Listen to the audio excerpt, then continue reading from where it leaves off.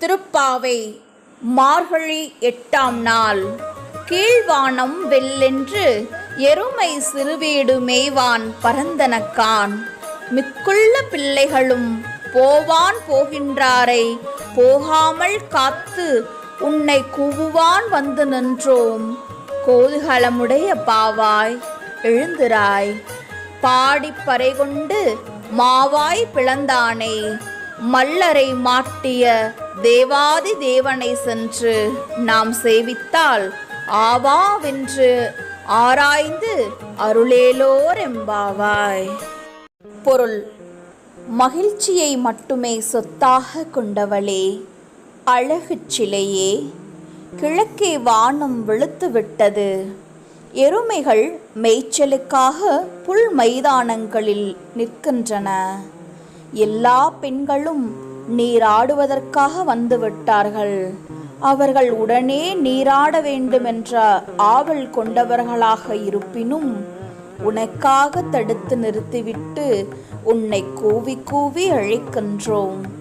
கேசி என்னும் அரக்கன் குதிரை வடிவில் வந்தபோது அதன் வாயை பிளந்து கொன்றவனும், கம்சனால் அனுப்பப்பட்ட முஷ்டிகர் உள்ளிட்ட பல மல்லர்களை வென்றவனும், தேவர்களுக்கெல்லாம் தேவனாக விளங்கக்கூடிய தேவாதி தேவனுமான கிருஷ்ணனை நாம் வணங்கினால் அவன் ஹாஹா என வியந்து ஆவல் கொண்டு நமக்கு அருள் தருவான். பெண்ணே, உடனே கிளம்புவாயாக என தோழி பெண்கள் உறங்கிக் கொண்டிருக்கும் பெண்ணை எழுப்புகின்றார்கள். தென்னாடுடைய சிவனே போற்றி, எந்நாட்டவர்க்கும் இறைவா போற்றி.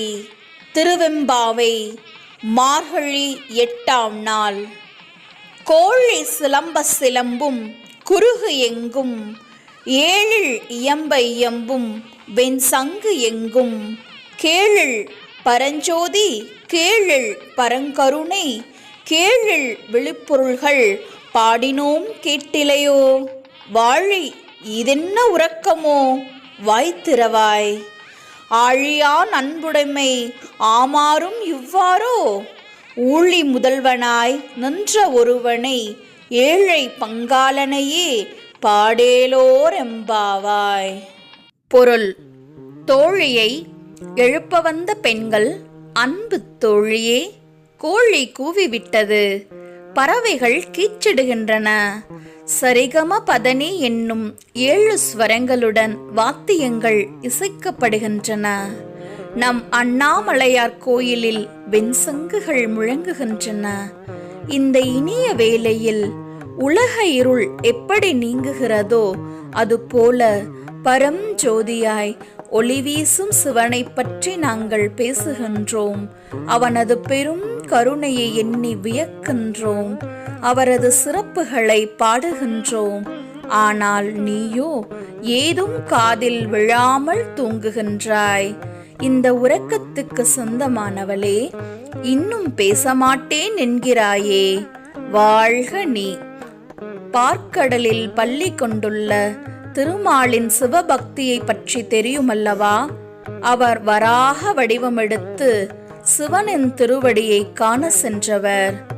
உலகத்துக்கே தலைவனாக விளங்கும் சிவனை, ஏழைகளின் தோழனை பாடி மகிழ உடனே புறப்படு என தோழியை மற்ற தோழியர்கள் எழுப்புகிறார்கள்.